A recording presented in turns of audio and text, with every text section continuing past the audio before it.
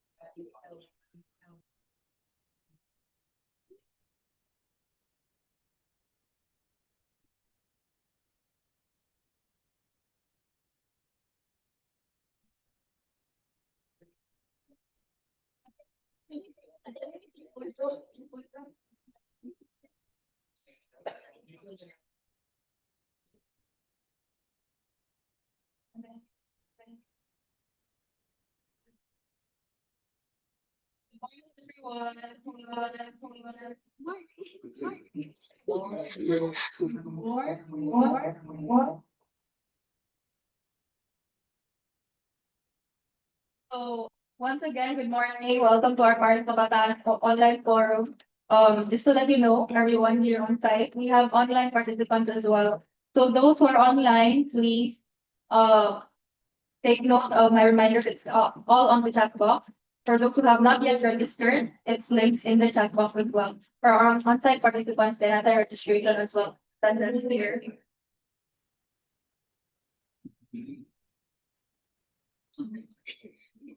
Yes, so to begin our program, I would just like to request everyone to stand up for a prayer and for the singing of the national anthem.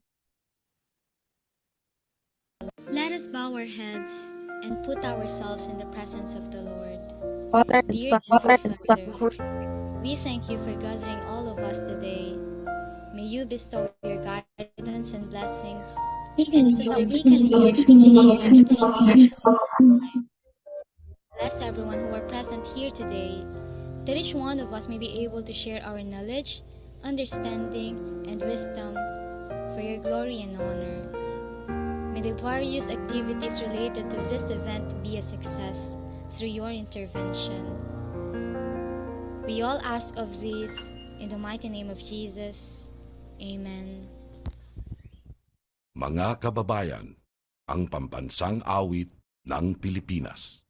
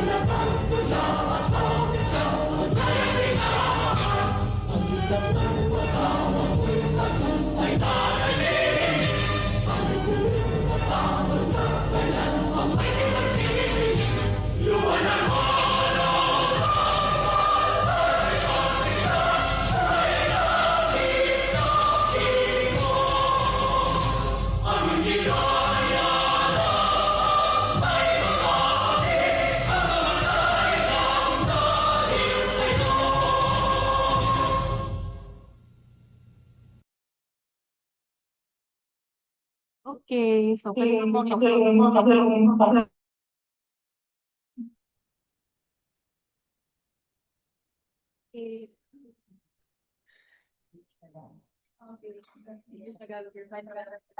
Hello.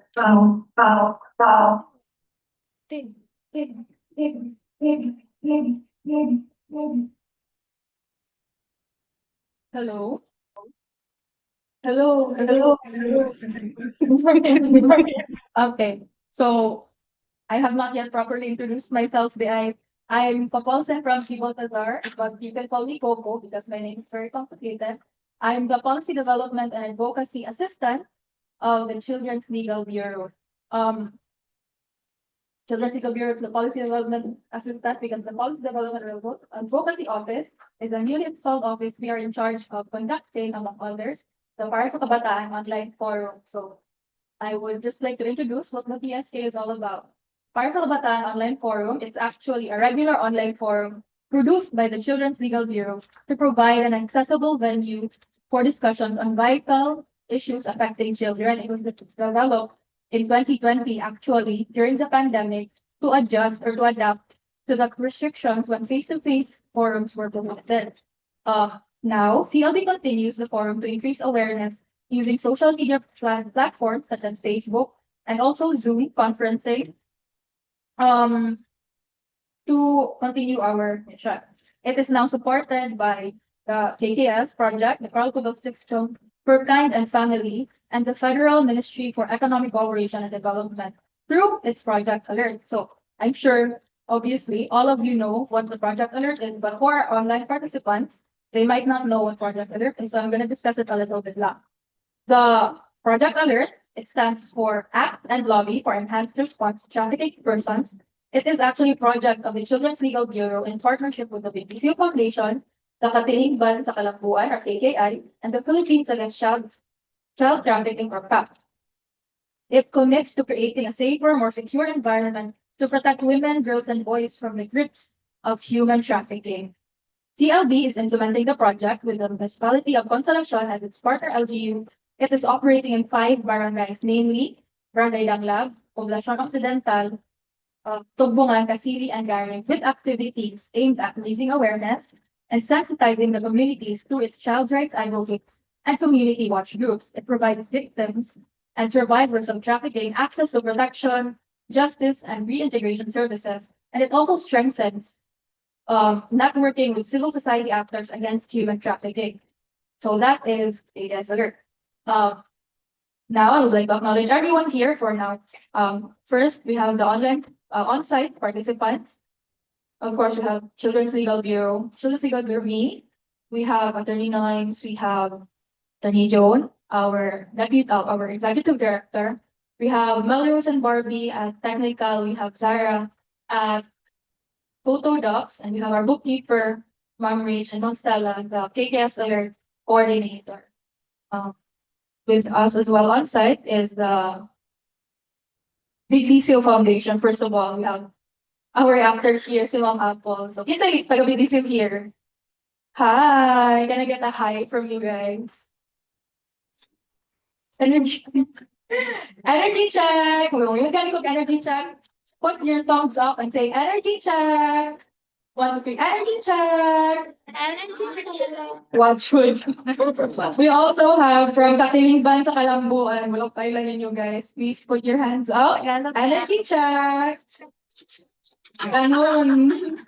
And we have from FACT. Where's FACT? Hi guys. Energy check.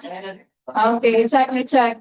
We also have online our partners, our government, the government agencies that we partner with in conducting our activities, in implementing the KKS Alert project. We have from the WCPC, the WCPD. We also have the Cebu Port Authority, the Department of Education, the Department of Health. They're all online. The Department of DILG,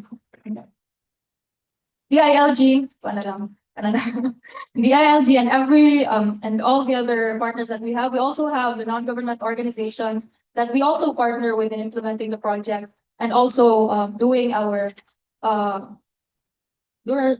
thing, our mission in creating a just world for children. We have member organizations of the Children's NGO Network and also the Cebu Against Child Sex Tourism Cast and our other networks as well.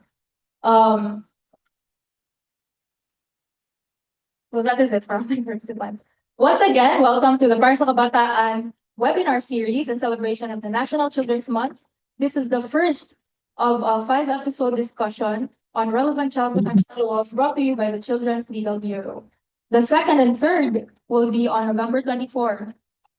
It will be about upholding the rights of the child, the United Nations Convention on the Rights of the Child in the morning. And in the afternoon, we will have a discussion on Republic Act 9344 as amended by RA 10630, a look into restorative justice as an alternative for children in conflict with the law. The fourth will be on November 28, 2025. It will be on Republic Act 9231, eliminating the worst forms of child labor and the policy changes needed for better protection of children in labor.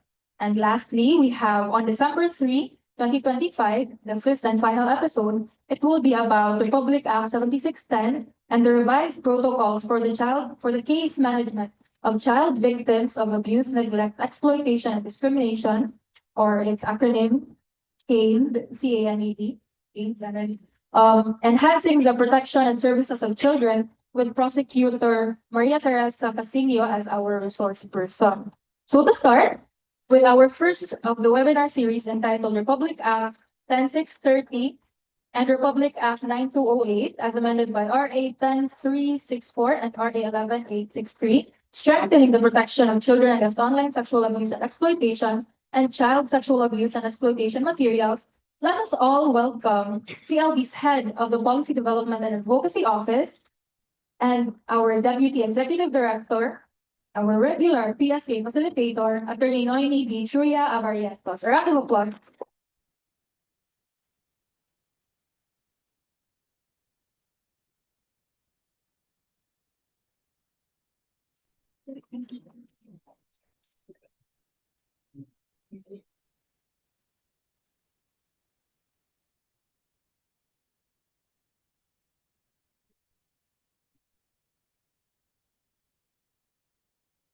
Okay, have it. Good morning, everyone. Thank you very much, Ko, for the introduction. Here we are again in our regular Para sa Kabataan forum. And of course, with us here today, we are live here at the Waterfront Hotel in Cebu City for our pause and reflect together with our partners from PAC, KKI, and Belicio, and of course, our online partners, our partners in the Interagency Council Against Trafficking. I'm also seeing RACO, aside from WCPC, CIDG, CPA, and I'm sure there are a lot more who are coming in because there are a lot more who registered in this forum. So good morning, everyone, and welcome to our PSK Children's Month webinar series brought to us, of course, by the Children's Legal Bureau, who joins in the 33rd National Children's Month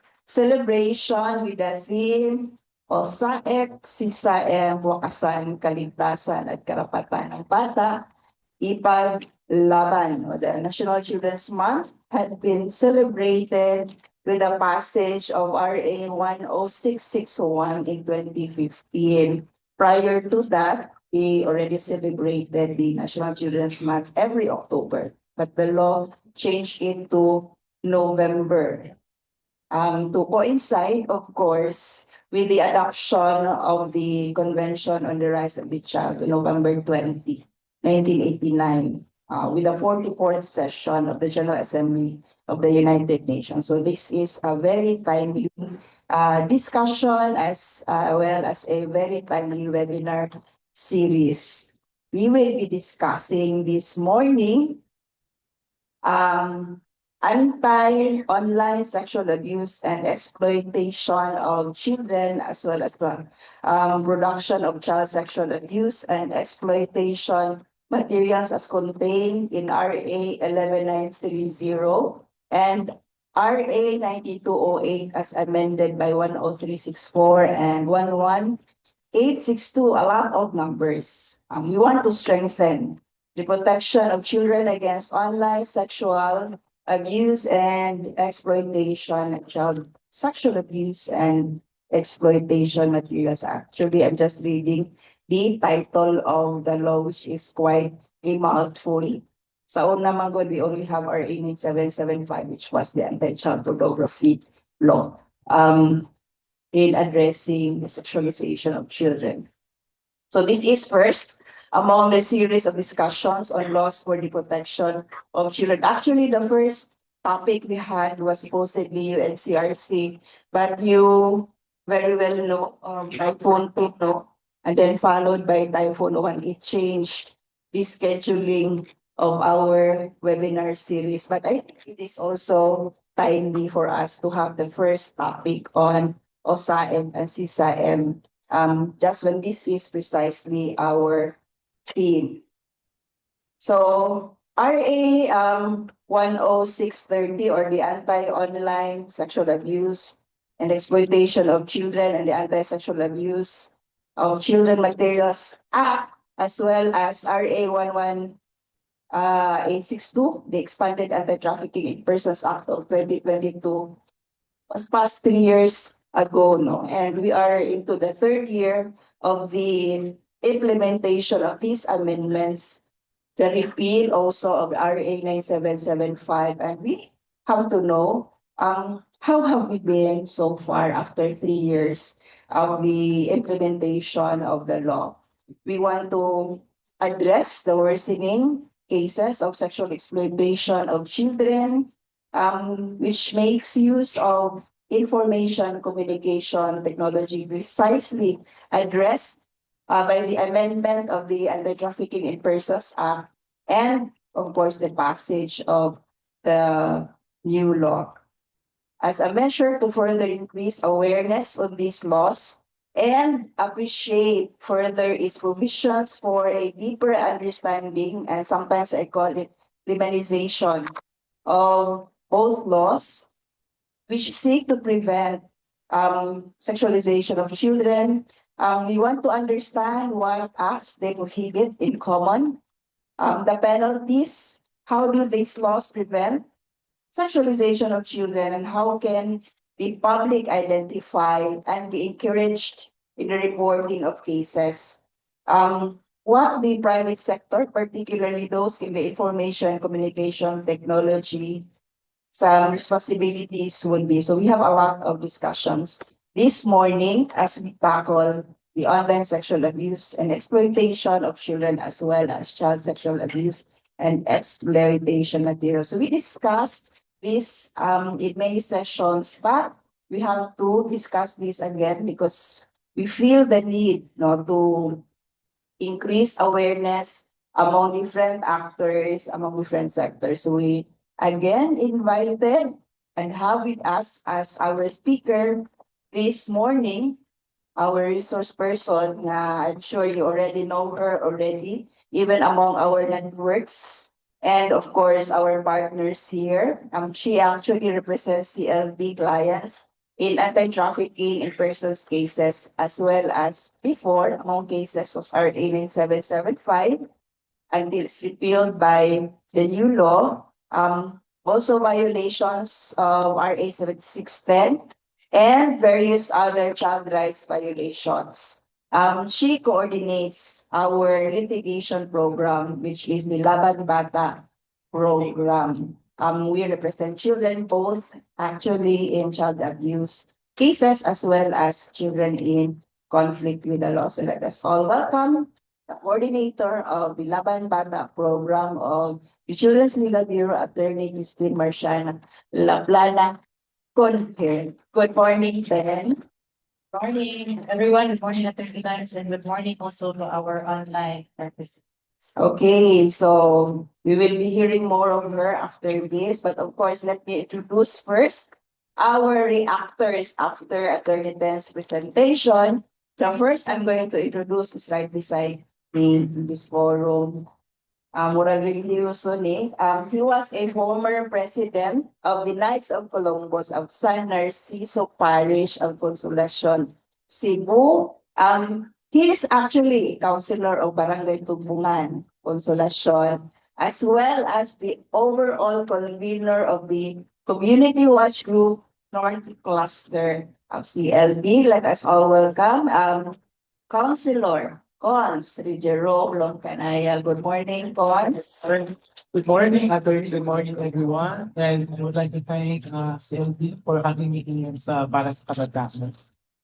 Okay, thank you and good morning. Thank you for coming. I know you're very busy, Cons, with the response we have for Typhoon O1 and Tino. No, Consolacion is one of the localities affected by Typhoon Tino, but he got the chance to be with us here and be our reactor. So thank you very much, Cons. And of course, another one of our reactor is among us. One among us who is participating in our post and reflect here. She had been a coordinator in a lot of projects against trafficking persons. Before she was with Forge Incorporated, coordinating its anti-trafficking project acting. Yeah, she will talk about it later, but it's anti-trafficking. And she also coordinated the approach consortium before under our Strength City project, Strength Counter Trafficking in Persons project way back 2020. Very untimely. We had that during the pandemic. And that approach consortium was 2016. And now she is the coordinator of our KTS Alert project here in Cebu. Let us all welcome Miss April Marie Antenor. Good morning, Paul. Good morning, Attorney. And again, we welcome our other consortium partners from Zamboanga, Buenos Dias, and magandang umaga to our partners from Luzon, from PAC, from Olongapo and Cabanatuan. Again, happy Children's Month.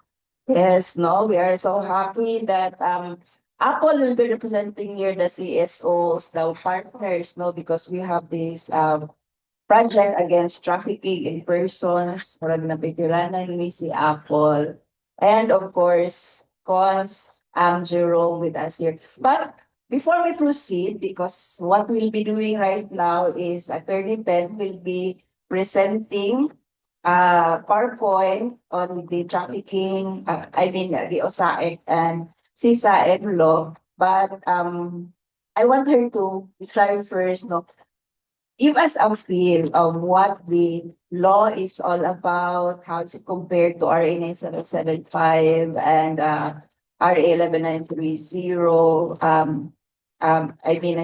9208.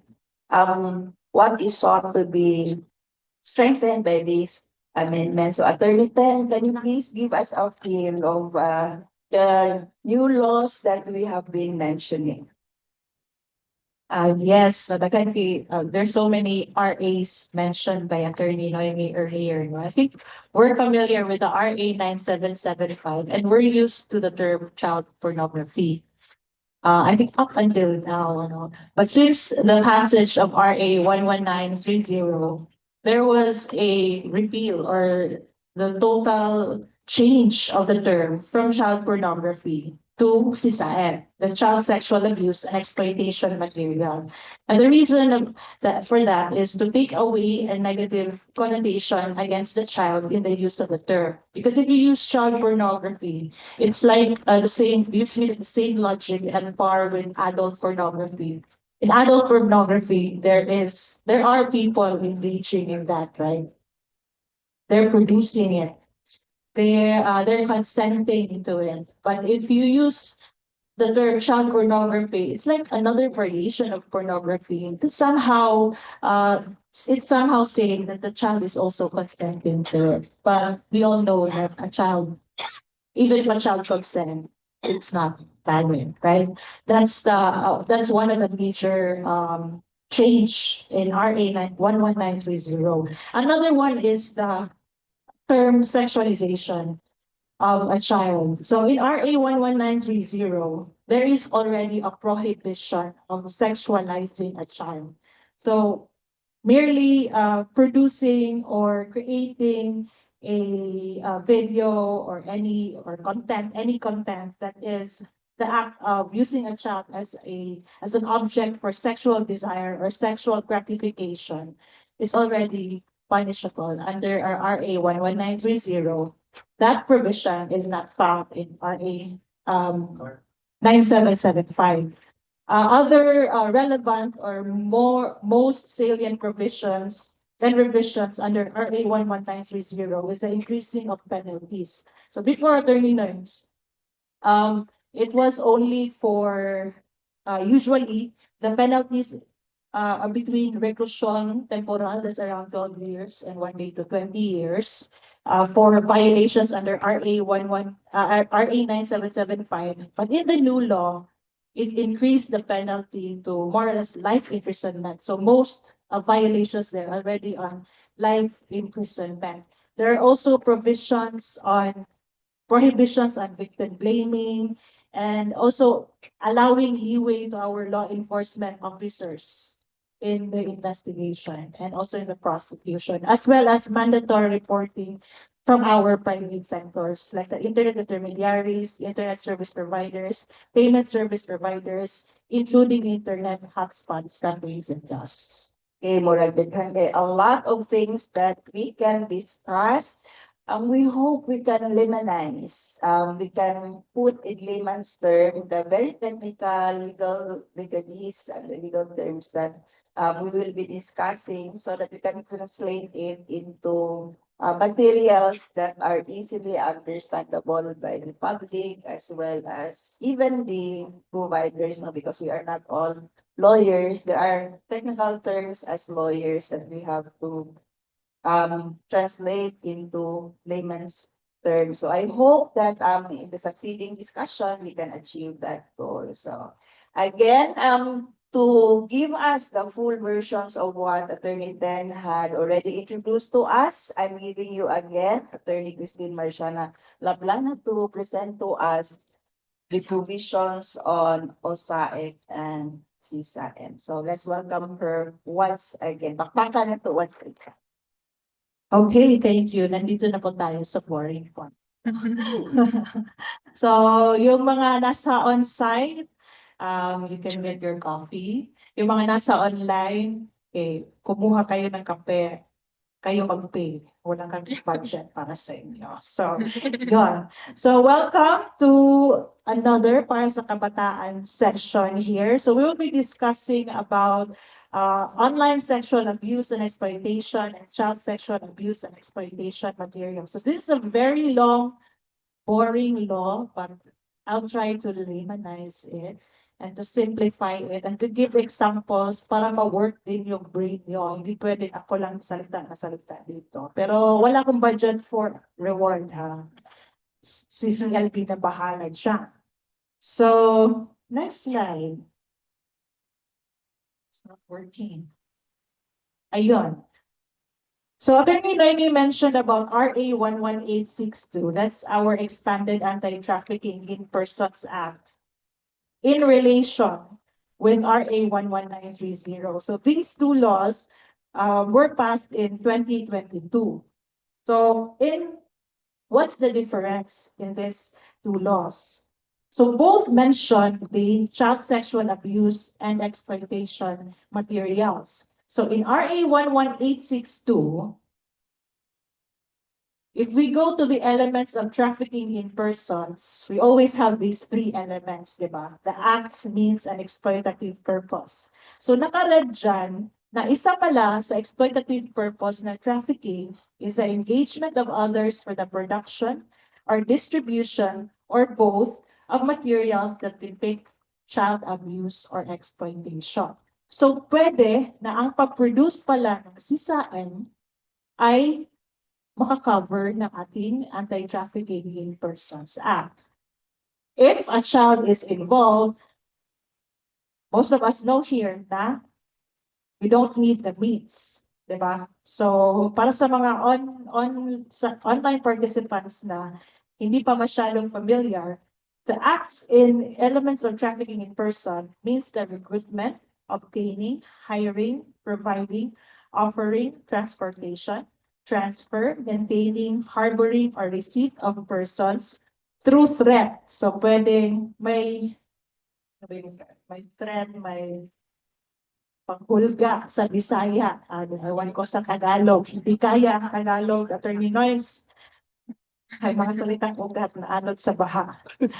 Use of force or other forms of coercion, abduction, fraud. Fraud is pagpangilan, exception, or abuse of power or position, the giving of or receiving of payments or benefits to achieve the consent of a person having control or over another person for the use of exploitative purpose. You have your exploitation and your labor exploitation. It can be sexual or pwede labor or pwede prostitution or the CSAM, production of CSAM. That's in your trafficking in persons.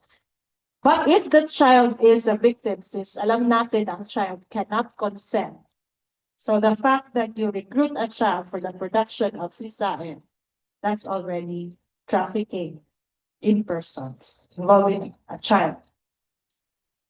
So we'll start maybe with the definition of a child. No? So we are familiar with the definition of a child. Is someone 18 below? 18 below? Below 18. Oh, just checking. Ano ba? Kasi ako hindi na yung nagkuhan na. Violent reaction na siya. So siya, nabuhi, 18 BP, below 18. So if you say, if you use the language of the law, kinahan mag-lawyer din, asan to si Cap? So mag-lawyer dito, use below 18, not 18 below.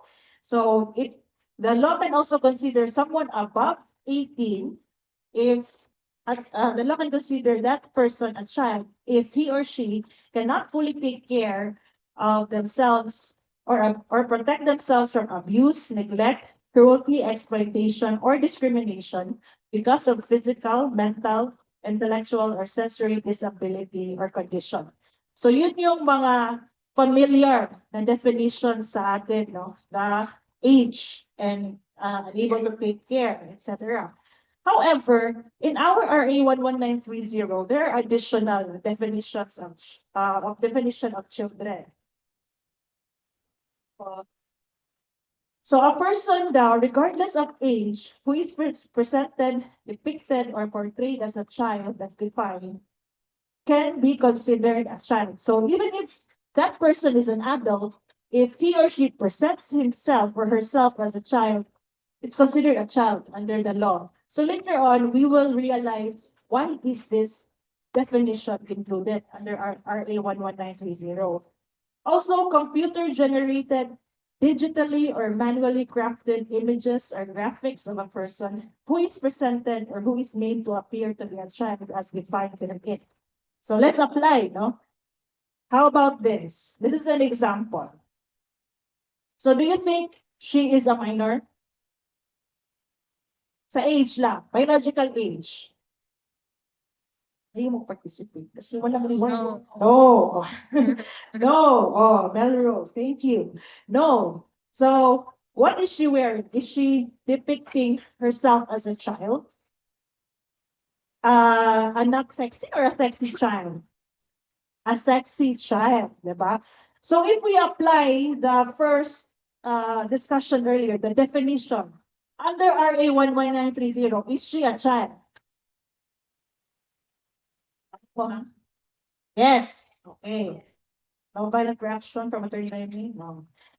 So what is online sexual abuse and exploitation of children? That is the use of your information and communication technology. So if we say ICT, it's all devices, networking components, applications, and systems that combined allow people and organizations to interact in a digital world. What we have right now, na maka-interact kayo sa digital world.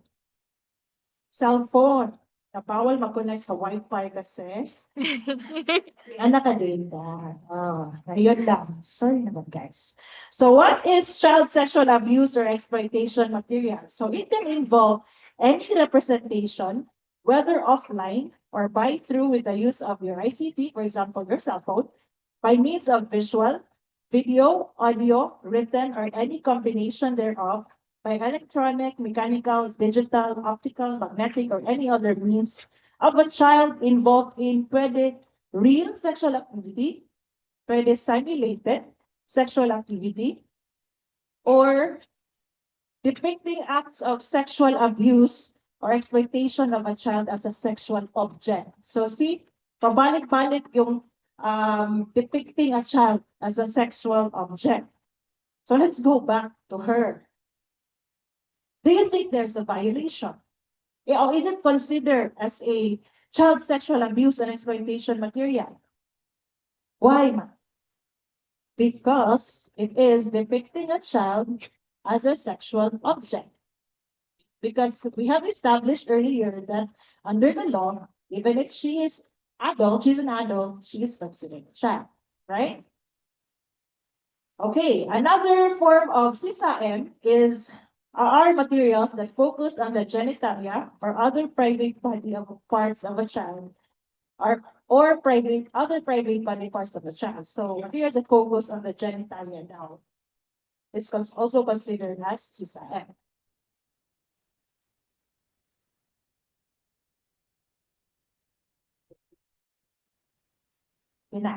So what are considered child sexual exploitation? It is child sexual abuse with consideration, pwede money in exchange for money, pwede then not money. It can be a favor or benefit in exchange for the opportunity to perform an abusive or exploitative act with a child. What else? The actual sexual intercourse with a child or children with or without consideration is already child sexual exploitation. Or the employing of fraud, machination, undue influence, intimidation, threat, or deception by any person to commit sexual abuse of or sexual intercourse with a child or children. And the last one is a catch-all provision. Any other similar or analogous acts related to child abuse, cruelty, or exploitation, or to be responsible for other conditions prejudicial to the development of the child. So those are considered as child sexual exploitation. So dito punta tayo sa acts punished under our RA 11930. So isipin nyo yung si girl kanina, I don't wanna name her. Isipin niyo siya, and then you find relevant provisions siguro para ma-exercise din yung brain nyo kahit walang luwa. So, number one is to hire, employ, use, persuade, induce, extort, engage, or coerce a child to perform or participate in whatever way in the creation, paghimo, production of any form of OSAM and CSAM, to direct, manufacture, facilitate, or create any form of CSAM or participate in the production. So what is really punished under the law is also one is production, the creation of a CSAM. Another one is the offering, selling, distributing, advertising CSAM. So kung sa Bisaya pa na mo pabaligyan, so maligyan o CSAM. That's punished under the law. What else? Publish, transmit, and broadcast. So if you publish, you disseminate, di ba? Sa Bisaya is pagpakatak sa CSAM.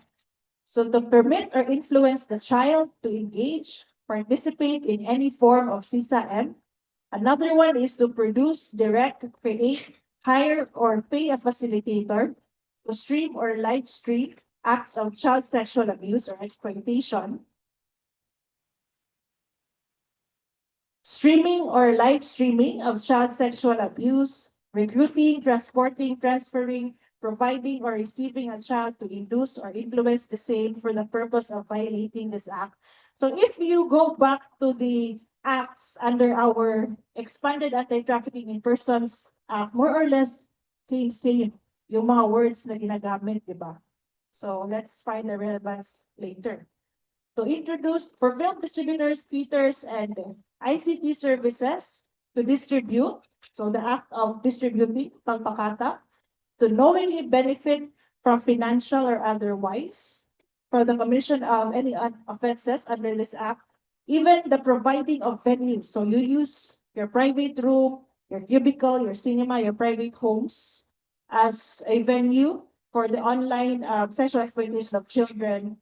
This is what happened in Cebu, in Cordova before. May mga cyber sex dens, no?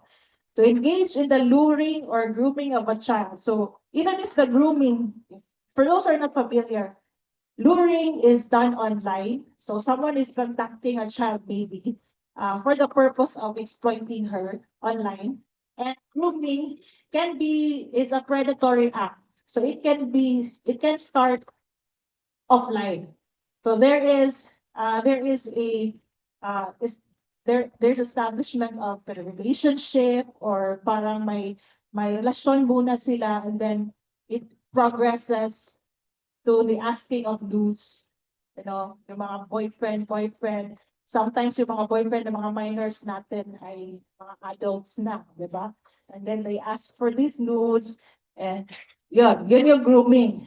They start with kind of giving of benefits sa child. And to sexualize children by presenting them as objects of sexual fantasy. Familiar, di ba? So, presenting those children as objects of sexual fantasy or making them conversational subjects of sexual fantasies in any online or digital form and to engage in pandering. So you're selling, you're offering, you're advertising child sexual abuse materials, exploitation materials. So it doesn't matter what's really inside of the videotape or your flash drive. So what is punished is the act of disseminating, pamaligya, pagpakatap sa ato ang sisaet. What else? Daghan, di ba? There's so many.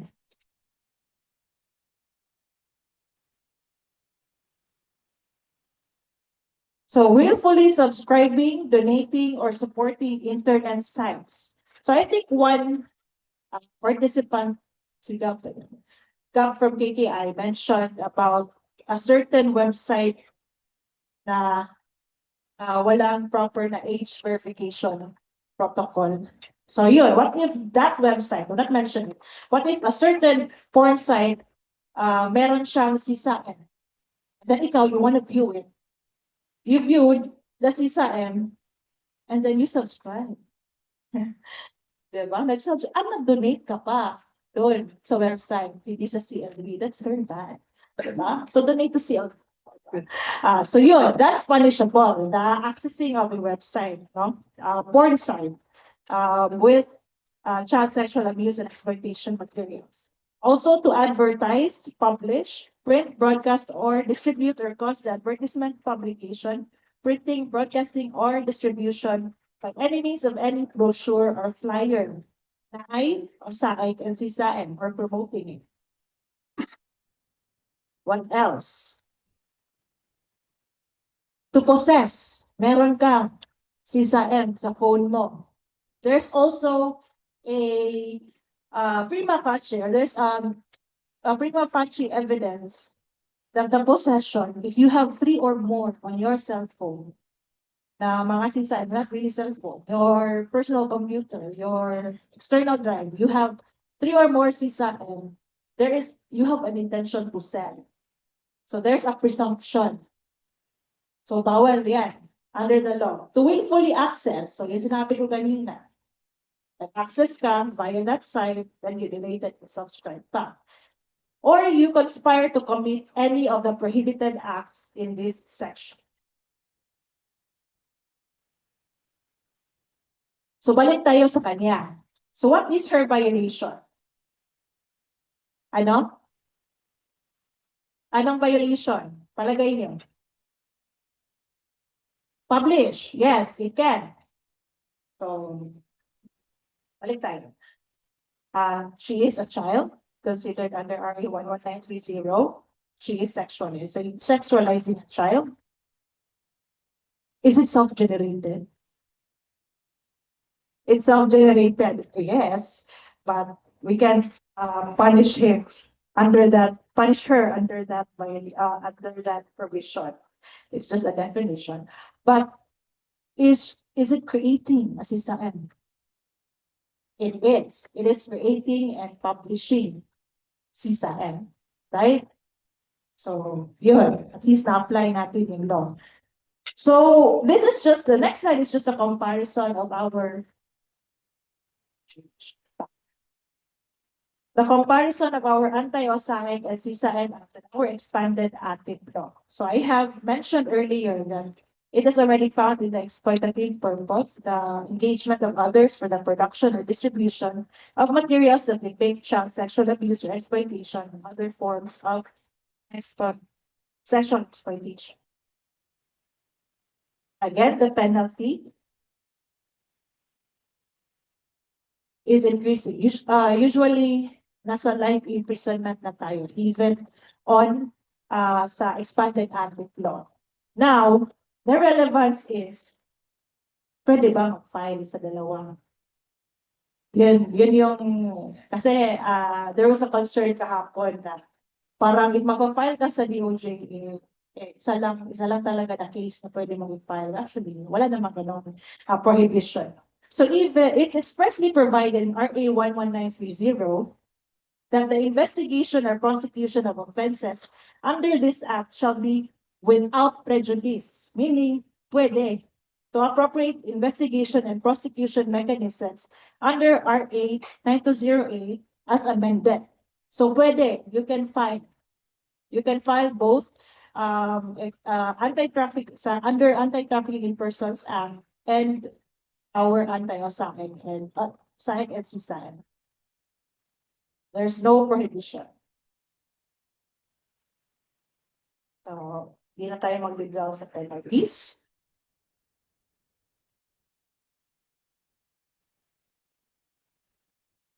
Now, question, what if the child consents, diba? So this is the issue. Self-generated man. Walang perpetrator. Walang perpetrator because self-generated. There's perpetrator because they're sending it to someone. Someone is grooming them or luring them to create those things. So that person who they are sending those CISA-M might be the one who is selling it to others, diba? So, pwedeng additional siguro na investigation kung who is sending this. So, aside from rescuing the child. What if yung bata ang offender? Bata din yung offender, meaning si child yung nag-disseminate or nag-produce nag-disseminate na CISA-N. Probably it would happen if merong mga minors na boyfriend, girlfriend, then nag-iwalay, then someone's bitter. Okay, ipapakalat ko tong mga videos mo sa aking phone. So yun, yung ganon. There's our RA 9344, the Juvenile Justice and Welfare Act of 2006, which is also part of our webinar series. So then there's also, if you're not familiar with this law, you can definitely check the schedule of our webinar series para makita kung ano ba yung implication if bata yung offender. The next, how about osagic in the Philippines? So in a recent study, I think this is from UNICEF, if I'm not mistaken, while some male involvement was reported, the majority of facilitators were reported usually a family member or a family friend, a trusted neighbor. The participants reported that the average age of facilitators is between 25 and 50 years. Yun. And some older youth were engaging in osagic of their own volition. So that's not self-generated. Ang ating mga CISA-N, yes. Highly sexualized content on social media platforms and sharing it as a recruitment strategy for engaging with foreigners. So the older youth are involved, usually it's self-generated. So girls are more likely to become victims of osagic than boys, and that were boys featured in the abuse, child-on-child or sibling-on-sibling abuse was common. Victims tend to be younger when the facilitator was a direct relative. So in contrast, when the facilitator acting as a recruiter was a non-blood relative, victims tend to be older or usually an adolescent. So I have 3 minutes left. Paano five guy, five. Wala leeway. Oh, it's the PowerPoint is very slow. Next. Wala, tapos na 3 minutes ko. We'll show you a video of Lorna, an 8-year-old victim of online sexual abuse exploitation and shame.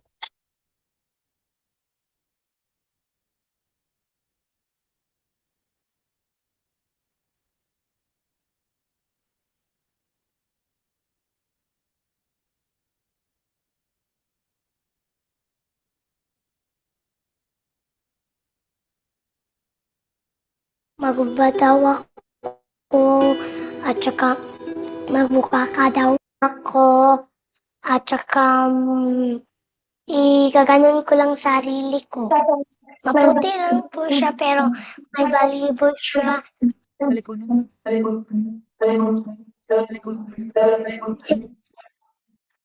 Simula po ako sa show na 7 years old. Tatlo lang.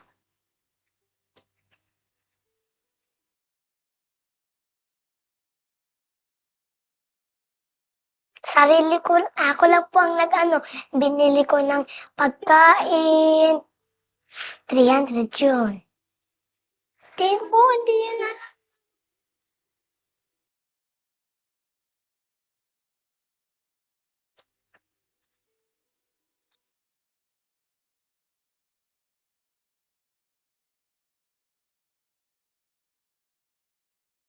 Nagagalit po ako at saka gusto ko nang kalimutan. Ayoko po yun. No.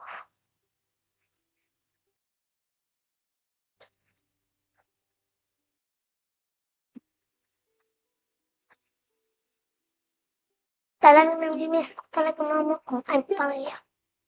Dinalaw na po ako dati.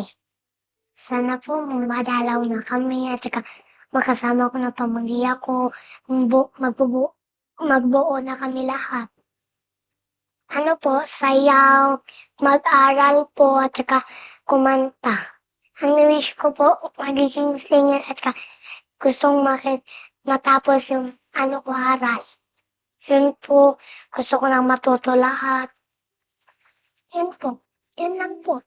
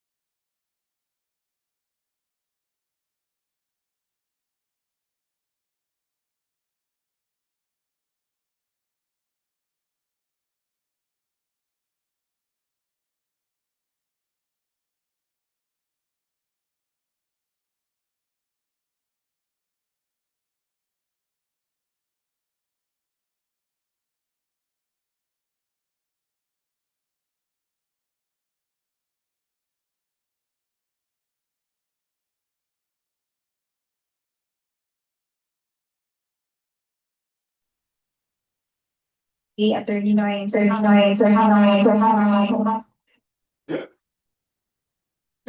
Sila po. We were just traveling with the echo here. But yes, Attorney Noemi, for the 3 years we see that this law is very important na buti naman at na-lapse into law siya and we already have the 11930 kasi marami po talaga tayong kailangan pang gawin with regard to fighting OSAIC and CSAM. Now, naalala ko lang kasi di ba, yung concept ng VAUSI is very alien pa noon. But now, the term VAUSI is already very familiar and popular.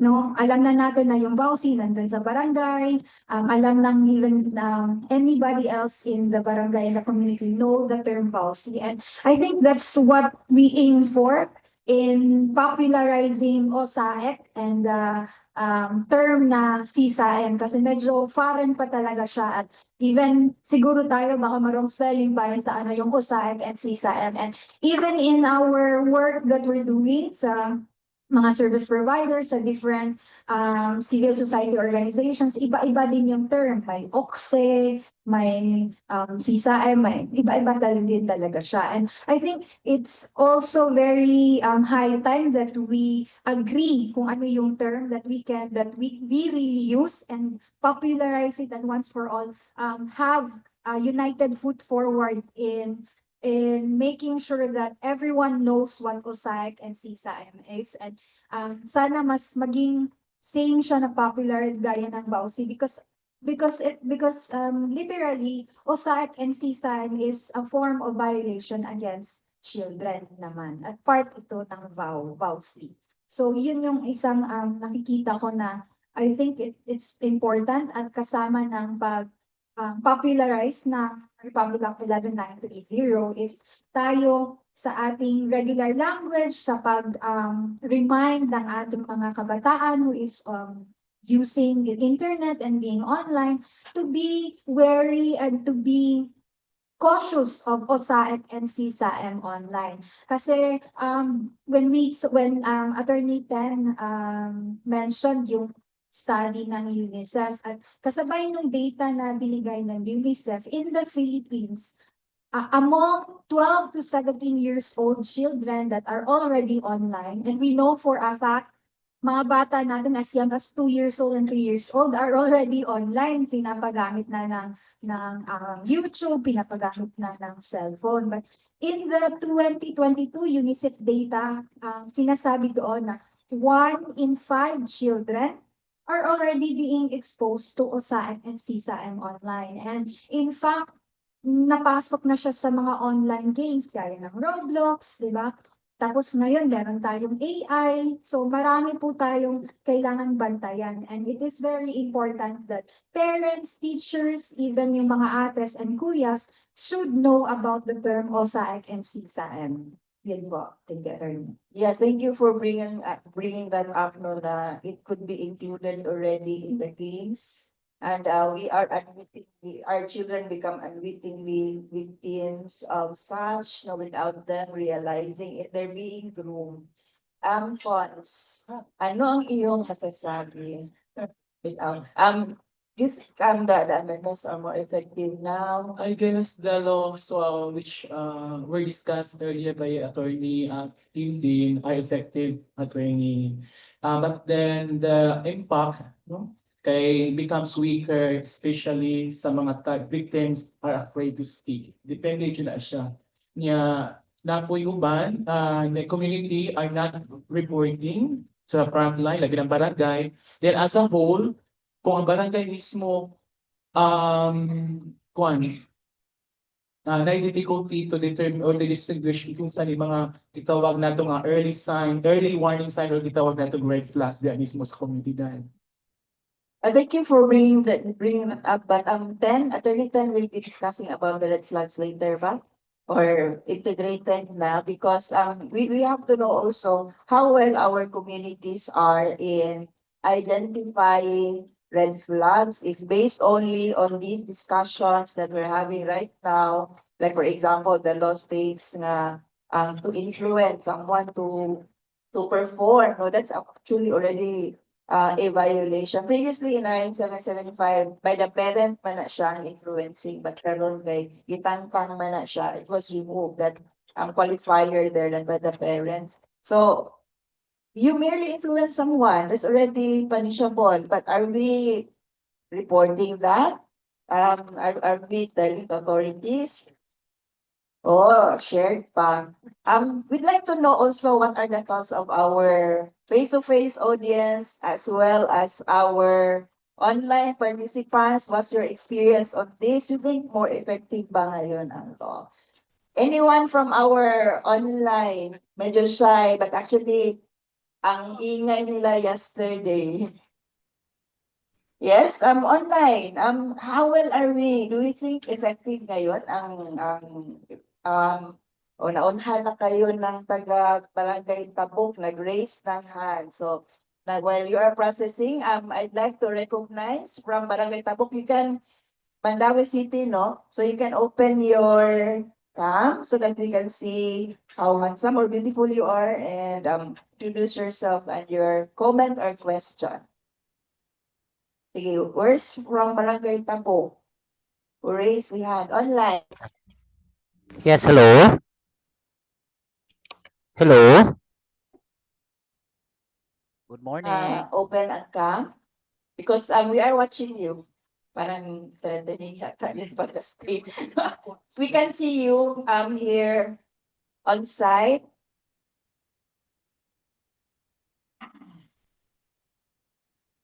Ah,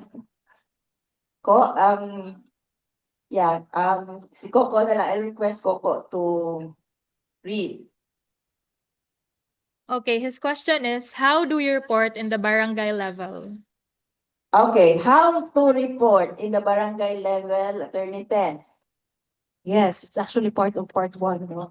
I think we'll start with duty to report or who may report. So the implementing rules of RA 11930 provides that any person who has direct knowledge of any form of the unlawful or prohibited acts, as discussed earlier, shall immediately report the incident either orally, in writing, or through other means to the BCPC, the Barangay Council for the Protection of Children, the concerned barangay authorities, the LSWDO, pwede din sa police, the local council for the protection of children, the regional interagency committee against trafficking in persons, or the LCAT-VAUSI, the LCAT-VAUSI, any member agency of the NCC o SAEM, CSAM, yun, madami yung minention ko, but the question is sa barangay level. So when you receive a report there in the barangay, you can, I don't know if nakikita ba sa screen, you can go to the slide 47. Melrose, please. Action on the reported OSAIC or CSAIC incident by barangay authorities and LSWDO. So if a barangay receive a report, meron lang siyang kukunin na pertinent details of the incident. So, huwag ka nang marites. Huwag ka nang mag-ask na mga details because you're not trained to interview a child. And we prevent the child to be re-traumatized. No? So you just ask the name, address, age, sex, and gender of the child victim survivor, location of the child victim survivor, or where the OSAIC or CSAIC incident occurred, name and address of the alleged or suspected offender, the manner of committing the offense, and the name and addresses of witnesses, if any. And then you coordinate with your social worker or the police for a possible rescue. Baka may pwedeng mangyari na ganon. So there are only minimal details that you can get from a child kung sa barangay level mag-report. But of course, kung ang report adult, you can ask anything. It's only kung child you not report or even any kind of case. But we have the updated protocols, please.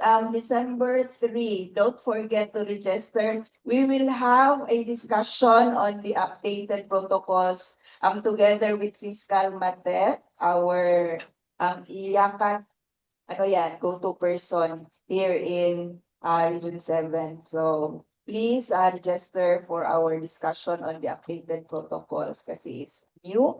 It was released only August 2025.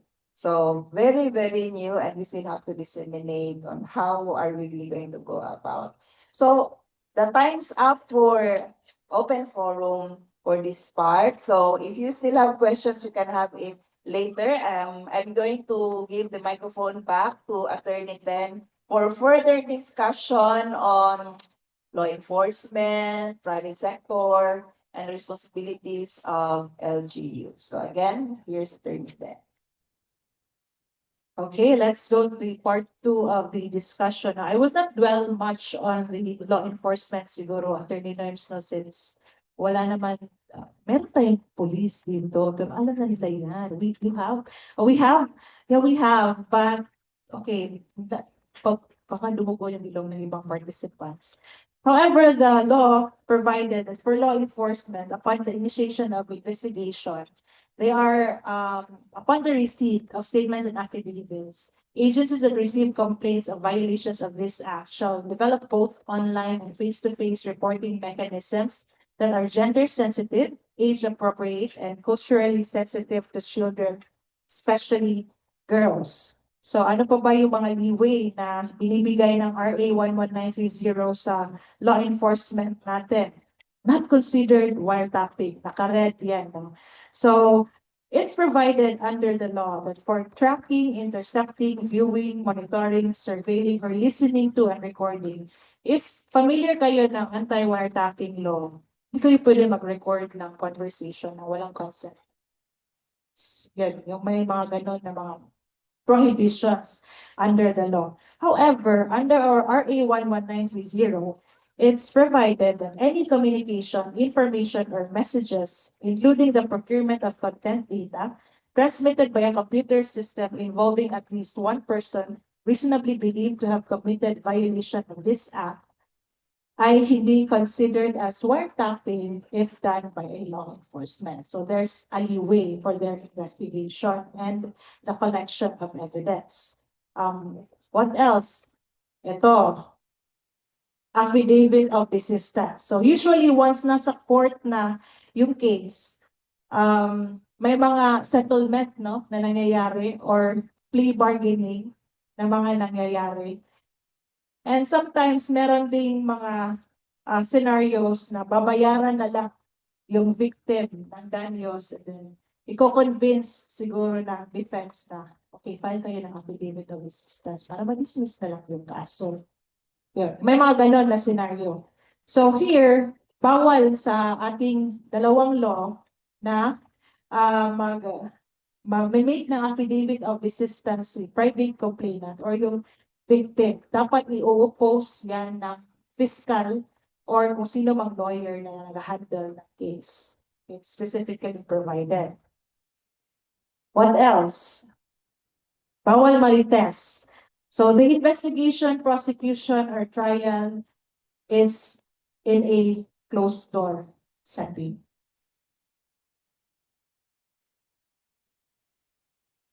Hindi pwedeng i-disclose sa public yung personal circumstances of the child or that of the family or any other information tending to establish the identity of the child. Bawal yan. What else? Bawal din ang victim blaming or shaming, because you're doing that to yourself. Kasalanan mo yan. So any editor, publisher, reporter, or columnist, in case of printed materials, announcer, producer, or social media influencer or content creator, in case of television and radio broadcasting and digital media, and producing and director of the film in case of the movie industry, to cause any undue publicity that may result in the further suffering of the child. Hasta or appeal yung mga, including any person or agency involved in the reporting, investigation, or trial of cases, bawal din na blame sa victim or placing responsibility on the victim for the offense committed against them. So who has the responsibility to report? CSIM under the Act. Na-mention ko na to kanina. Internet intermediaries is one. And see, anong gagawin nila? So internet service providers are required to notify the PNP or NBI within 48 hours from the receipt of information that any CSIM is being committed using its server or facility. There's a duty to notify, duty to block CSIM if it is being streamed using their facility.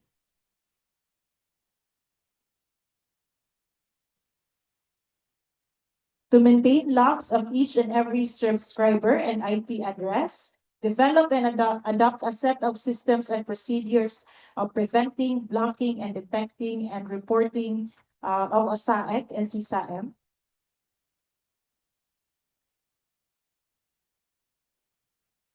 Adopt and integrate child protection standards and establish high privacy settings. So, I-mention ko na naman yung port side na walang, you just have to click that you're above 18, then you can already go through without any other verification protocol. So it's required under the law. So PLDT daw blocks record 88,000 child abuse links as part of fight versus USAID. So meron ng gano'n na initiative. Yung isa sa biggest na mga internet service providers natin. However, merong iba na nagagamit ng incognito.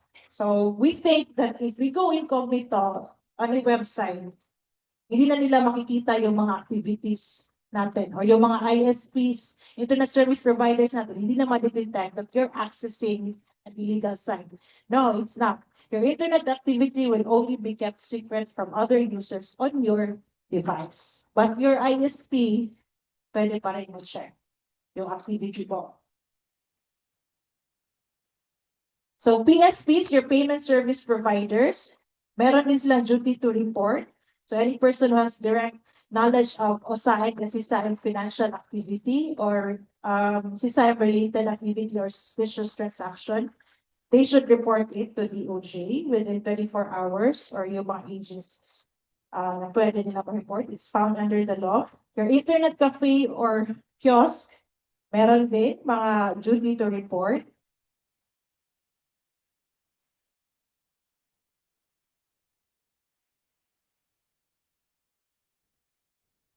Okay, it's not showing. Ayun. Notify the NCC or SAEC-CSAM within 24 hours from obtaining facts and circumstances that acts or violation of the RA 11930 are being committed within their premises, install and update programs and softwares, and to promote awareness against SAEC and CSAM. So I want the reactors here to internalize yung mga responsibilities na ating mga internet hotspots and private sectors since ano ba yung mga experience niyo, especially calls here from the LGU, di ba? So kasi mayroong penalties provided for private sectors under the law, di ba? Merong imprisonment at saka may fine. Ganun. So ano ba ginagawa ng barangay mo, Cons? Sure. Duty ng LGU, dapat may ordinance. Meron ba? May ordinance ba to localize efforts against OSAEC and CSAM? Dapat taking into consideration culture and norms. Yung mga ganon. Is there an ordinance? May budget ba? If for case filing, meron bang assistance to victims? Kasi yun yung mga factors na nag-discourage ng victims natin, di ba? Mahal yung abogado. Ayokong mag-public person, ayokong mag-file sa police, hiya ko, o kalyado ng police, yung gano'n, kilala ng police, pag ginagawa ng barangay. So, ang LGU also has the responsibility to monitor and regulate the establishment and operation of internet cafes and kiosks. So earlier, I mentioned about the private sector, no? They have the duty to report age verification protocols, yung mga ganon, yung mga software. But do they know that? Diba? Do they know that? And does the LGU monitor them? So yun yung mga ganong issues. Kasi meron naman sa law na responsibility ng LGU na i-monitor and regulate yung mga establishment. LGU also has the responsibility to monitor and document cases of OSAID in their jurisdiction, effect the cancellation of licenses of establishments which violate the provisions of the Act, and undertake education and information campaigns to prevent and suppress OSAID and CSAM.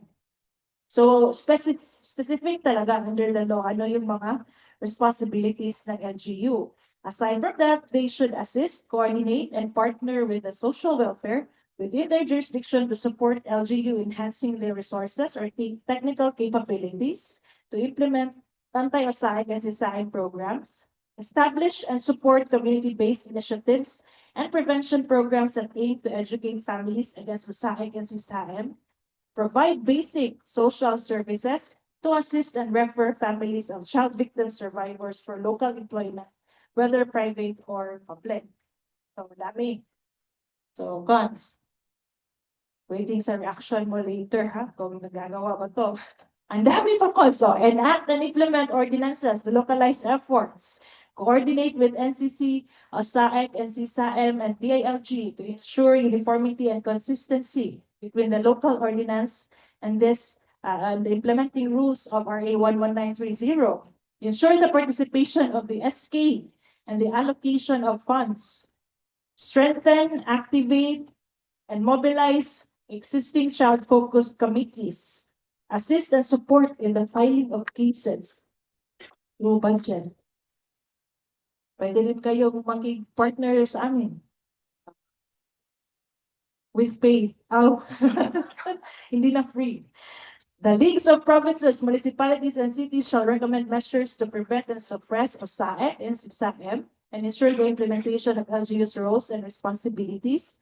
LGUs may seek and enlist the assistance of social welfare and other volunteer groups and ensure the provision or inclusion of funds in their annual budget.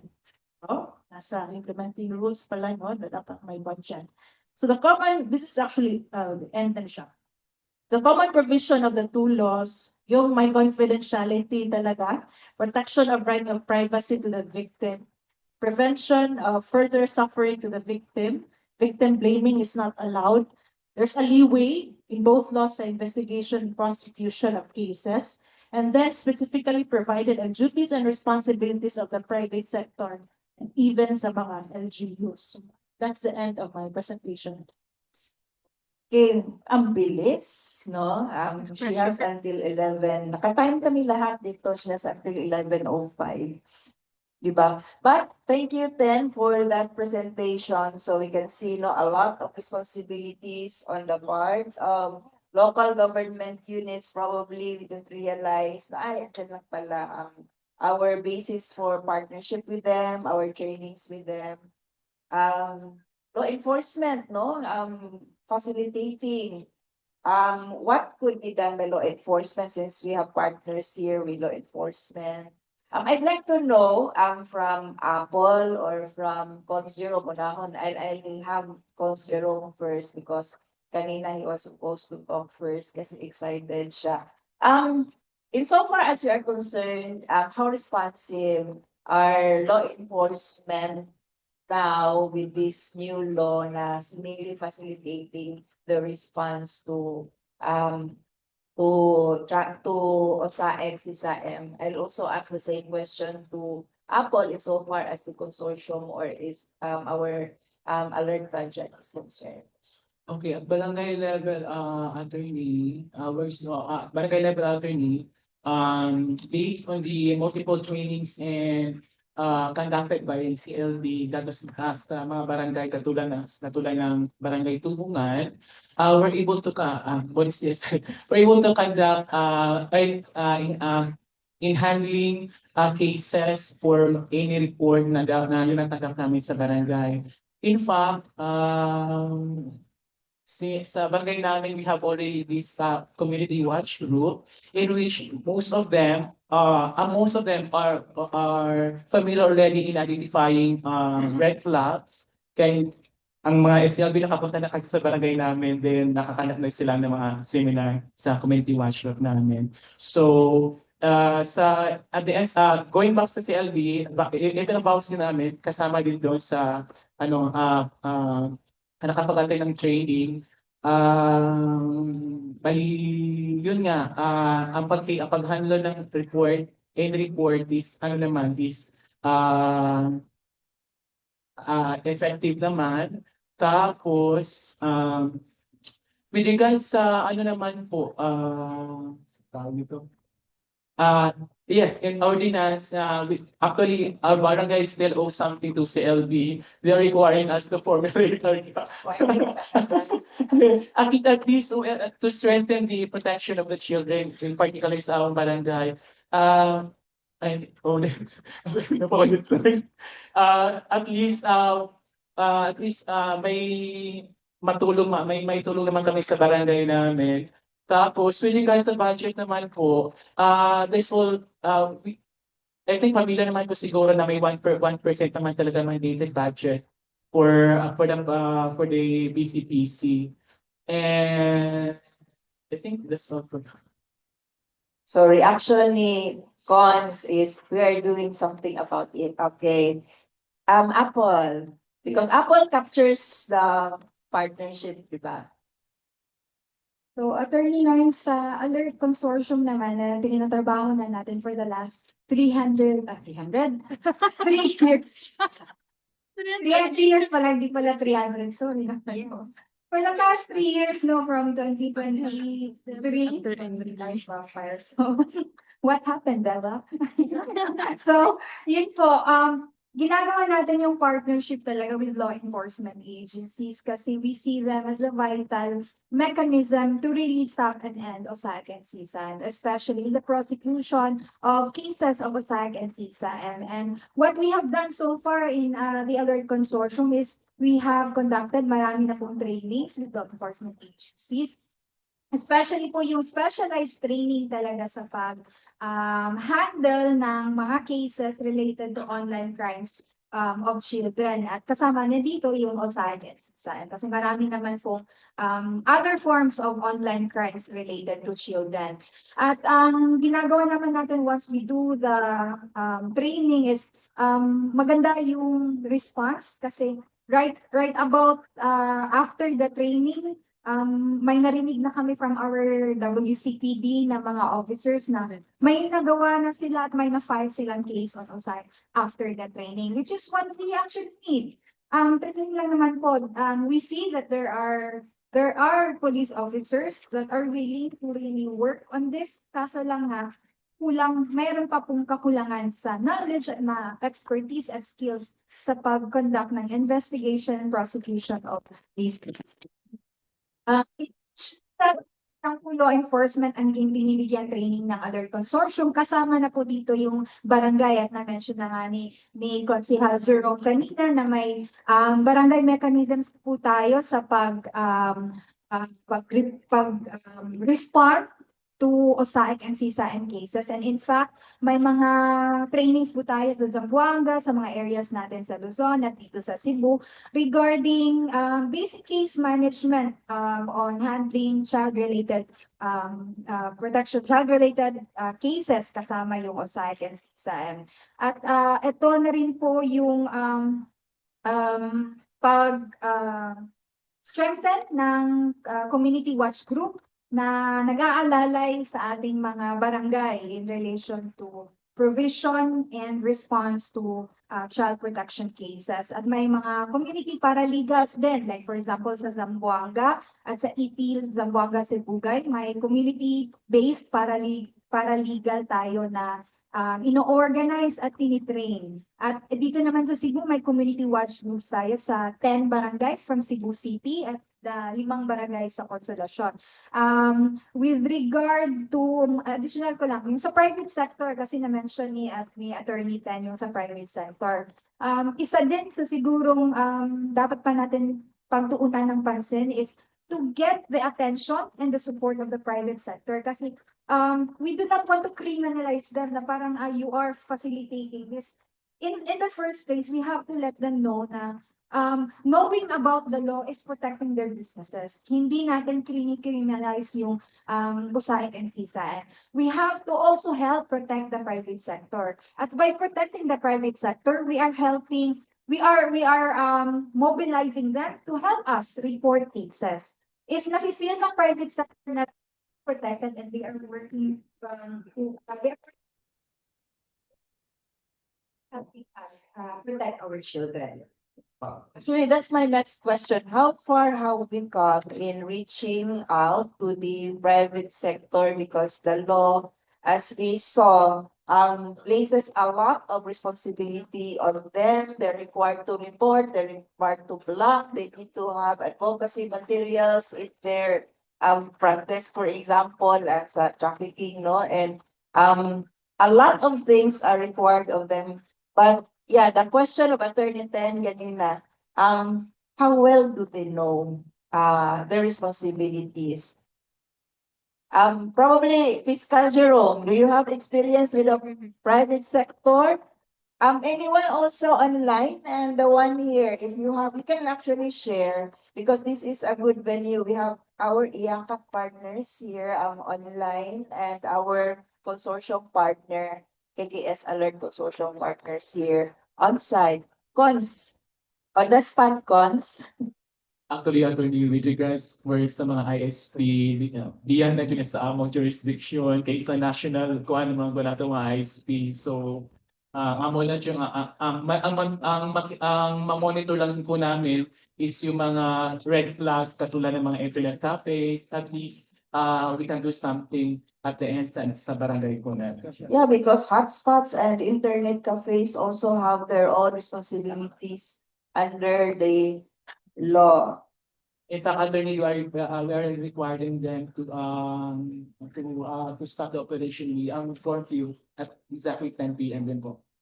Curfew for the kids, Yeah. so that they are no longer using the internet Yes. after 10. How far have the LGUs been following on their responsibilities also under the law?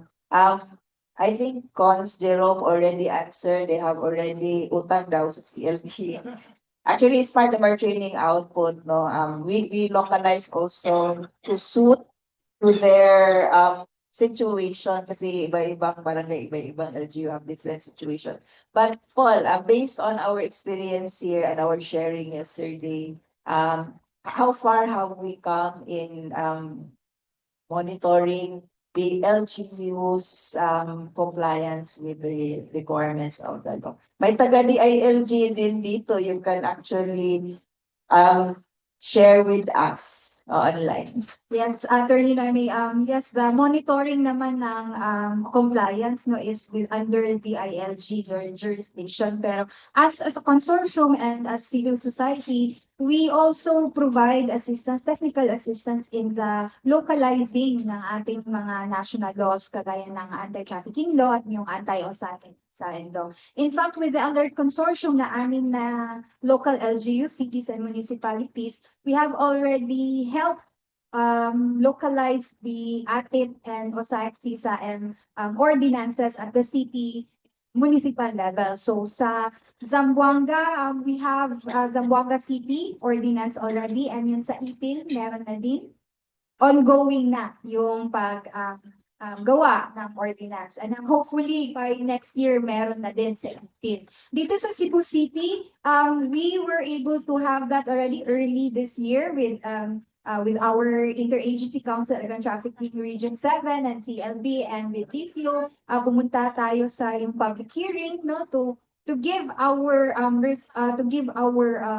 opinion and feedback no on the creation of the anti-OSAIC and CISA and City Ordinance of Cebu City. Sa Consolacion, it's ongoing no kasi nag-iba tayo ng administration, so ginagawa din natin yan pag localize at translate ng national legislations into city and municipal and down to even sa barangay. But we have a lot of things to do, siguro extension ng project. Hopefully, Diba? magawa natin yan. Oo, but CSO is really trying to reach out to LGUs as well as the private sector. So for example, you have your own activities with the private sector, and then of course our partners here are expanding our partnerships. It is actually an uncharted territory before ang partnerships between CSOs and profit organizations with non-profit and profit organizations. Do we have comments and questions from the online participants? Yes, we have We have one question from World Vision, Ms. Mabeth. She asks that how can LG or the private sector monitor and regulate piso Wi-Fis installed in the community? This was during the discussion about the red flags. Okay, LGUs, how can LGUs monitor? Do you want to answer, Coms? As I said earlier, Anthony, at the barangay level, what we did is to monitor the children who are accessing sa mga internet cafes.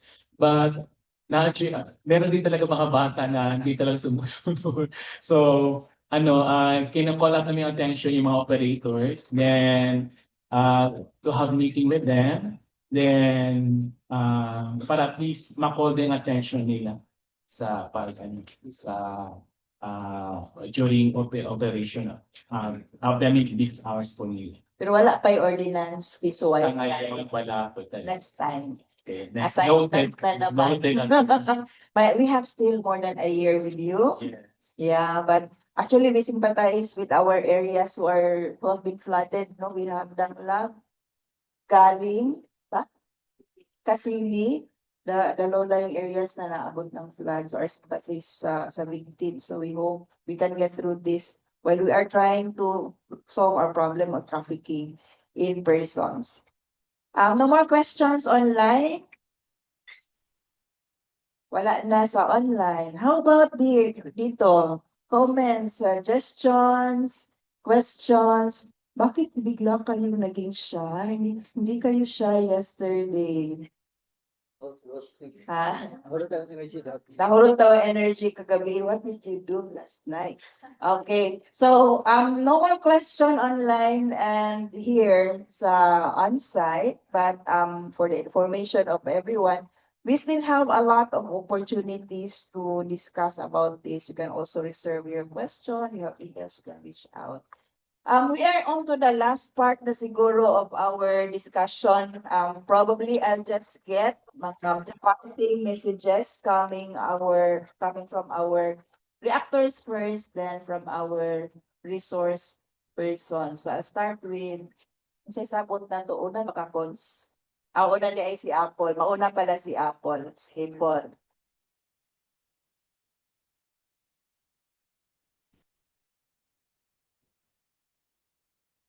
Okay. So, in behalf of the Alert Consortium, we thank Children's Legal Bureau sa pag-organize ng webinar series and hopefully marami pa po tayong magagawa dito. This really helps us spread the message regarding fighting USAID and CSAM and strengthening the implementation of our national laws, the RA 11930 and RA 11862. And hopefully hopefully it translates to more reporting and more action at the local government unit. Kasi based on our studies, based on the data already provided by UNICEF and other researchers, and even sa baseline study na ginawa ng Alert Consortium, merong mismatch sa reported cases and the actual na nangyayari na cases of OSAIC and CSAM. No? We saw the increase of the OSAIC and CSAM cases and situations noong nag-pandemic. And given that disasters and these similar situations happens in the Philippines as being one of the most at risk of calamities and natural disasters, and as well as the number one hotspot in OSAIC and CSAM. So marami na po tayong number one sa Philippines. Sana naman po maging number one tayo in the action to end and fight OSAIC and CSAM. So sana po we continue to spread the information down to our children, educate our children even as young as they are, provide them with appropriate learning materials and information on how to protect themselves online. Kasi hindi naman palagi tayong nakabantay sa kanila 24/7, although we know parents do as much as we can, but hindi talaga natin sila palaging nababantayan unless siguro may CCTV kang nakasunod sa kanila anywhere they go. But it is very important for children themselves to get the resources needed and to educate them how they protect themselves, and if ever may mangyari or they get exposed to OSAEC and CSAM, to get their trust na magsabi sa kanilang parents or any adult that they trust to report the instances of possible abuse and exploitation that they experience online para po hindi na siya matuloy-tuloy and we stop right and there the trauma and the exploitation and abuse that the children is experiencing online. So, yun po yung message ng Alert Consortium. Our vision is always the full exercise and rights and safety of children, and we want to have that in our communities that we serve, in the families and children that we provide help to. So, daghang salamat. Thank you, Paul. And Cons Jerome. Yes, on behalf sa barangay po namin, Attorney Barangay Tupungan, sa ngalan ng barangay kapitan namin, Honorable Pastor Vigoroso, I would like to extend ang pasalamat po namin for having me here as one of the reactor. Then walang katapos ng pasalamat sa CLB, Children's Legal Bureau, for all the multiple trainings we had. Then naman na mga trainings in which indeed enhance our capability in handling cases and serving the community. Yun lang po, maraming salamat. Okay, thank you, Cons. And of course, our resource person, what can you say about the reactors without final words and call to action to our online as well as our on-site participants? At least don't forget, this will also be live streamed later on Facebook. So we will also have other viewers in this production. What can I say about the reactors? So, pressure si Coach Jerome, may assignment ka na naman, sir, sa piso Wi-Fi na ordinance. Additional sa utang mo na ordinance sa amin.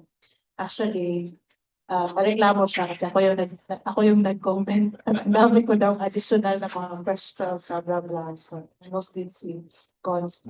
Anyway, thank you, CLB, Char, for inviting me always. I love my own. Take this an opportunity actually to disseminate the law. It's a new law. Dami pa rin challenge after 3 years, no? Especially sa implementation ng part. Kasi ang daming leeway for law enforcement, but gusto naman yung mga gathering of evidence natin ng mga capability. Is it also updating? Or baka yung mga perpetrators lang yung high-tech at tayo hindi, diba? So may mga challenge pa rin na ganun. And as we realize, yung private sectors din, there's a challenge na baka hindi pa nila alam kung ano ang mga responsibilities nila under the law.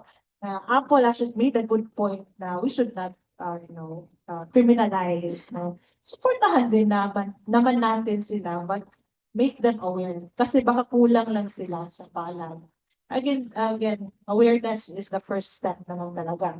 And also, sa barangay level, may challenge pa rin sa implementation, even the making of the ordinances, no? Meron pa rin challenges na ganon. Sa parents, so I'm bringing the entire village in raising a child. Sa parents, kumusta naman? Yung mga anak natin lang ba yung high-tech? Kumusta naman tayo? Mga parents, di ba?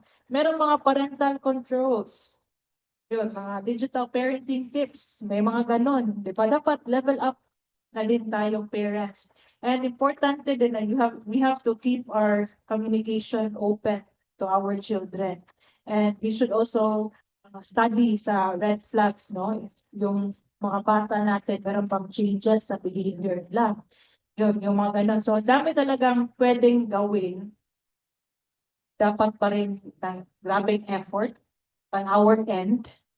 CSOs, private sectors, law enforcement, lahat na dapat mag-effort to protect our children against online sexual abuse and exploitation.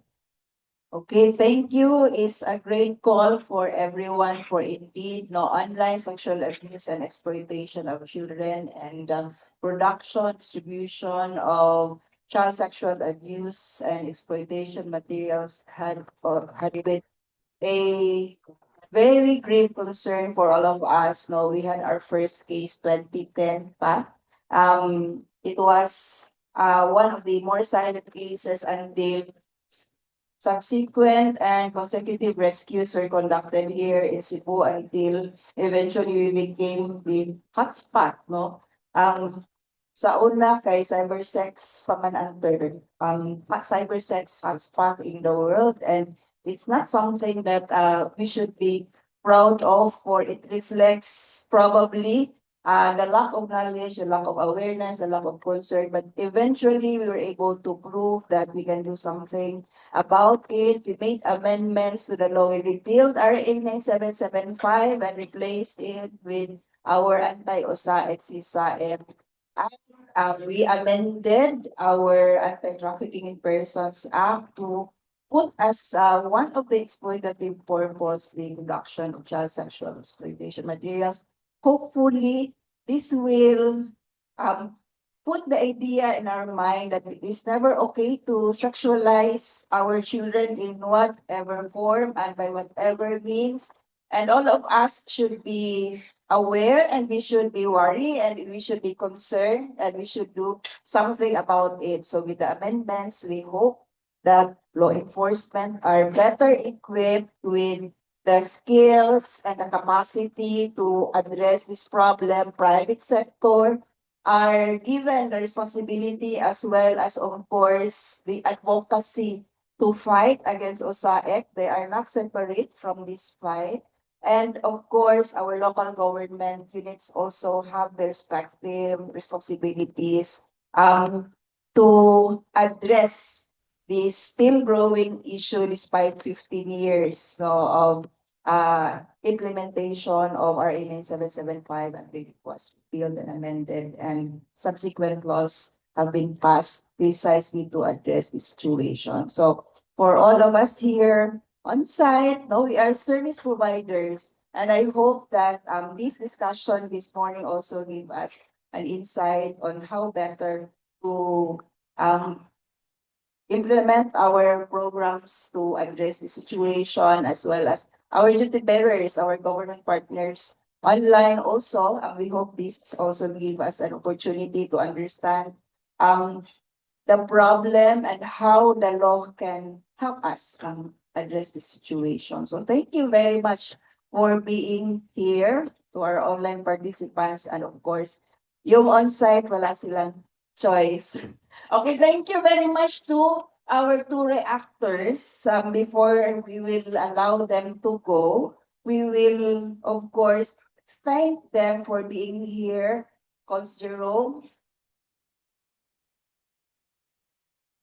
I'll read first our certificate of appreciation, signed, of course, by our project coordinator, Estela Quizon, and me, of course, and Attorney Jolie Fresaniel Ahmed, our executive director. So we are presenting the certificate of appreciation to Jerome Lilong Canaya for imparting his knowledge, guidance, time, and effort as reactor for this Para sa Kabataan Forum entitled RA 11930, RA 9208 as amended by RA 10364 and RA 11862, strengthening the protection of children against online sexual abuse and exploitation, child sexual abuse and exploitation materials, held on November 18 at Waterfront Hotel, Cebu, given this 18th day of November 2025 at the Children's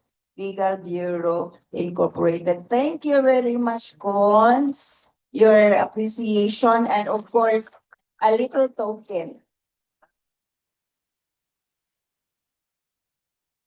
And of course, reach out na lang ko ni Apple. Same certificate is given to April Marie Antinor, same citation and signed by the same persons, Attorney Noemi Estela Quizon and Attorney John Digna Saniel. Thank you very much, Paul. And your token. And of course, our speaker, ako man ang magbubog ani nila good na ikaw speaker on ha. Still, of course, that is very much appreciated. Certificate of appreciation proudly presented to Attorney Christine Marciana and Laplana Conje, still for imparting her knowledge, guidance, and time and effort as our resource person. Given this 18th day of November 2025 at the Children's Legal Bureau Incorporated, same signatories. Thank you very much. Till next time. We serve na next year. The token daw. Ihuli init ka human. So thank you very much, everyone, for being with us in our discussion. We hope you will join our next set of discussions. Next week will be RA 1944 in the morning, in the afternoon, and in the morning is UNCRC November 24. Please be posted sa CLP site. And then we'll be discussing about child labor, the worst forms of child labor. We will be in Negros, so those of you who are in Negros, please participate. Don't go yet, mag-photo ops pa ta na sa online. And December 3, for those of you who are interested on in our topic, RA 7610, as well as the updates protocols, which we just changed this year, August 2025. So please stay posted sa CLB website. Wala pa na yung website, Facebook site. Thank you very much. So I'll turn you over now to Coco for further announcement.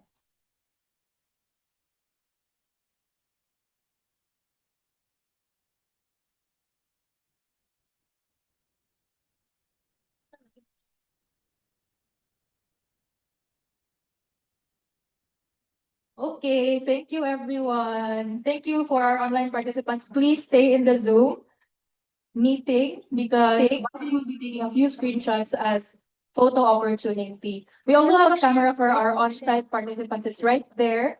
So if you did not know, you were being recorded this entire time. Sure.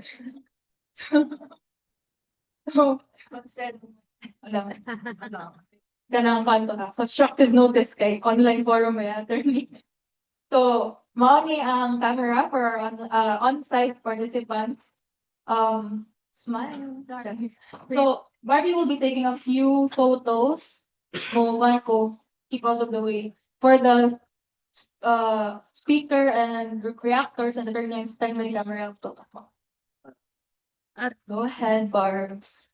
1, 2, 3, smile.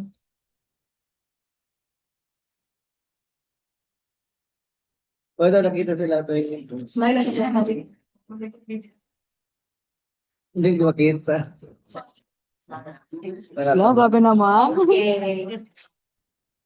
Mara to, okay. For our online participants, money special announcements na ako para ninyo. For those who have not yet registered, please do register. The link is in the chat box. It's also in your emails. It's also in our Facebook page. And it's also right there on the screen, on your screens. It's our way of recording your attendance. So please do register. And also for those who wish to be issued with certificates of participation, again, register and also Send your payment. send your proof of payment because our certificates of participation, we require that you pay a 200 peso fee not to defray the expenses of this Para sa Kabataan Forum because it is funded by the Parangkugal Stiftong for Kind and Family KKS Alert Project, but it goes to our Children Legal Defense Fund. So by buying the certificate of participation, you are directly helping us help more children. And you may pay through these channels right here, and you can send your proof of payment through that email right there. Or you can upload it in the Google form that I sent you there in the emails. that you received earlier. And lastly, I would like to ask that you scan this QR code. This one is also for our on-site participants. This is our evaluation form. We would like to determine if we did well for our logistics, etc. So please do scan this evaluation form. You can take a screenshot of it or a picture of it first if you would like to fill it up later, but we would like to get your evaluation. Thank you. That's it. Here, guys, you may now connect to the internet. You may now connect to the Wi-Fi. Ayo, dito.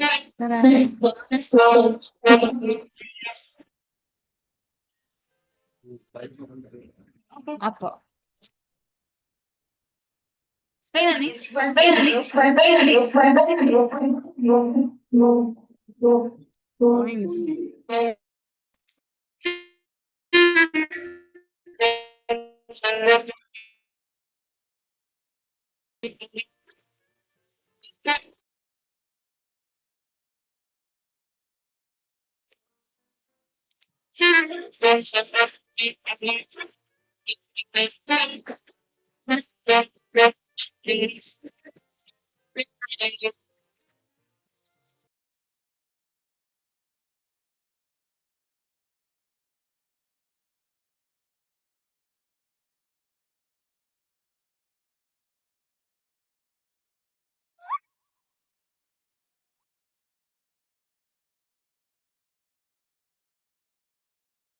Thank you, CLB.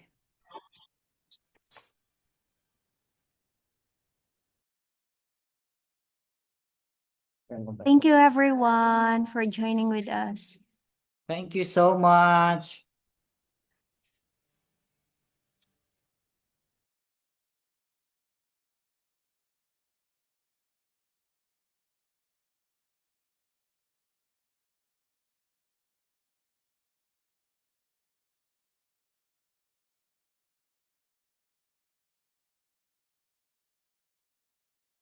Sa aking at nangangarap,